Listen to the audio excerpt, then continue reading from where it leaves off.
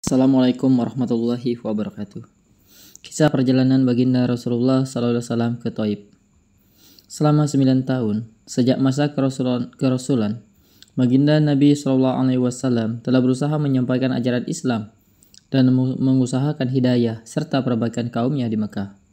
Namun, kebanyakan orang-orang Mekah selalu menyakiti dan memperolok-olok dan berbuat semena-mena terhadap baginda Nabi SAW dan para sahabat. Kecuali sekelompok kecil orang yang sudah masuk Islam dan beberapa orang yang selalu membantu beliau walaupun belum masuk Islam.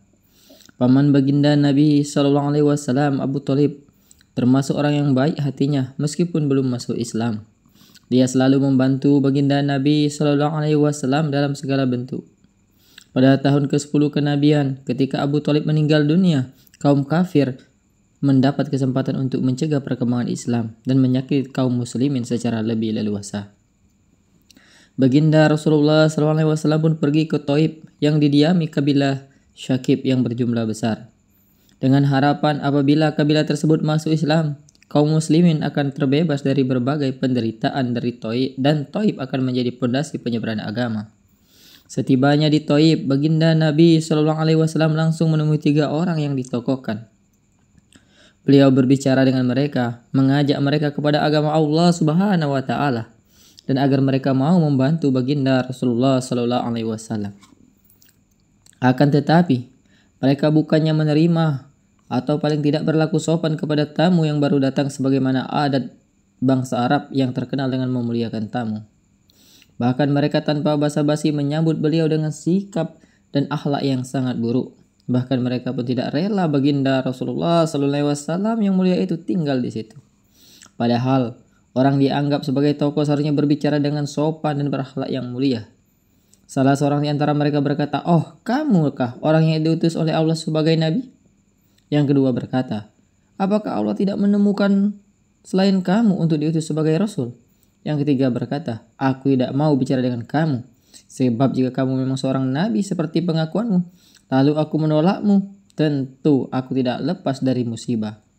Jika kamu pembohong, maka aku tidak mau bicara dengan pembohong." Akan tetapi, baginda Nabi SAW mempunyai hati yang begitu teguh laksana sebuah batu karang. Beliau tidak berputus asa dan terus berusaha untuk mendekati masyarakat umum. Tetapi tidak seorang pun yang mau mendengarkan beliau, jangankan menerima. Bahkan mereka menghardik, "Tinggalkan segera kota kami, pergilah kemana kamu suka." Ketika baginda Nabi SAW sudah tidak dapat mengharap mereka dan bersiap-siap untuk kembali, maka mereka menyuruh anak-anak kota Thaif membuntuti baginda Nabi SAW. Mereka lalu mengganggu, mencaci dan melempari baginda Nabi SAW dengan batu hingga kedua sendal beliau berlumuran dengan darah. Dalam keadaan seperti itulah baginda Nabi SAW meninggalkan Thaif. Di tengah perjalanan tak kalah sudah merasa aman dari gangguan anak-anak nakal itu, beliau berdoa kepada Allah Subhanahu wa Ta'ala, "Ya Allah, aku adukan hak kepadamu lemahnya kekuatanku, habisnya upayaku, dan kehinaanku dalam pandangan manusia. Wahai yang maha penyayang melebihi sekalian penyayang, Engkaulah Tuhan orang-orang yang tertindas, dan Engkaulah Tuhanku. Kepada siapakah aku berserahkan diriku? Kepada orang-orang asing yang akan memandangku dengan muka masam, atau kepada musuh yang Engkau kuasakan kepadanya segala urusanku? Tiada keberatan bagiku, asalkan Engkau tidak murka kepadaku. Perlindunganmu sudah cukup bagiku. Aku berlindung kepadamu dengan nur zatmu yang menyinari segala kegelapan, dan dengannya menjadi baik segala urusan dunia dan akhirat. Aku berlindung dari turunnya kemarahanmu kepadaku atau kemurkaanmu kepadaku. Aku sanggup berbuat apa saja hingga Engkau ridho. Tidak daya dan upaya melainkan denganmu."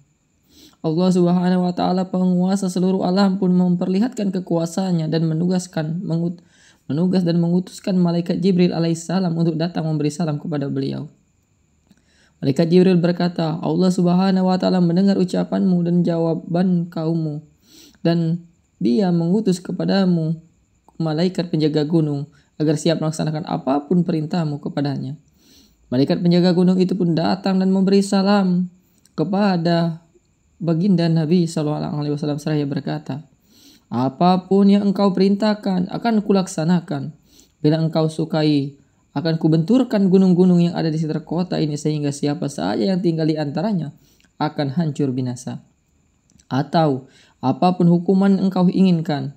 Baginda Rasulullah SAW yang bersifat penyayang dan mulia ini menjawab, aku hanya berharap kepada Allah Subhanahu wa Ta'ala.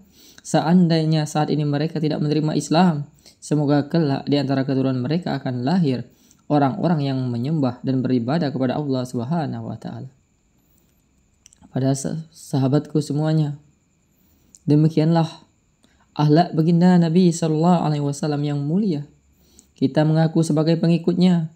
Kita mengaku cinta kepada Rasul. Kita mengaku cinta kepada Nabi Muhammad SAW.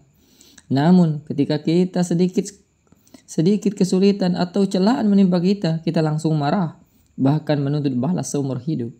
Kezoliman dibalas dengan kezoliman. Sambil kita terus mengaku sebagai umat baginda Nabi SAW. Meskipun mengalami penderitaan dan kesusahan yang berat, baginda Nabi SAW tidak berdoa buruk dan tidak menuntut balas. Itulah kemuliaan Nabi Muhammad SAW. Allahumma salli ala Sayyidina Muhammad wa ala ali Sayyidina Muhammad. Subhana rabbika rabbil izzati amma yasifun. Wassalamu ala mursalin. Walhamdulillahi rabbil alamin. Subhanallah bihamdihi. Subhanallah bihamdika. Asyhadu an la ilaha illa anta astaghfiruka wa atubu ilaik. Wassalamualaikum warahmatullahi wabarakatuh.